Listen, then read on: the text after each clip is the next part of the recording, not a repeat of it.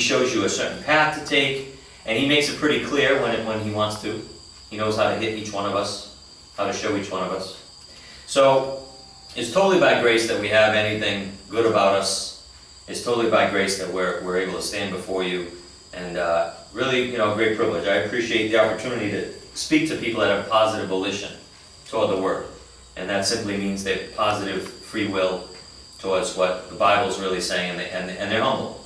They want to study to show yourself approved, instead of picking and choosing your scriptures and having private interpretation of a scripture. I want to close with one verse, and then I want to bring Pastor Kingsley up just to say a few words. He's been doing a great job on eternal security. Turn to 1 Peter 1:5.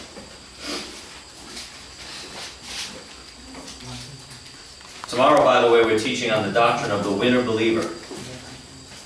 When a believer goes negative, when a believer lives in reversionism or backsliding, whatever you want to call it, and stays away from the plan of God, he ends up having bad things happen to him.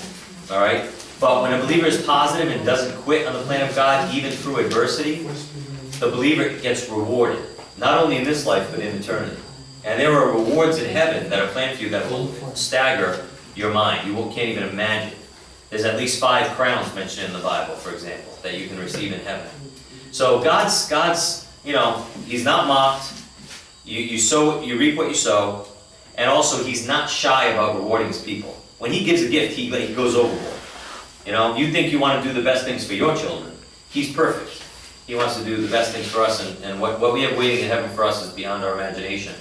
But the winner believer is someone who glorifies God in this life, stays the course, studies Bible doctrine, doesn't quit even when things are bad, and keeps faith in God. And then God will basically make you wealthy for all eternity and give you privileges in heaven that most believers in heaven will not have.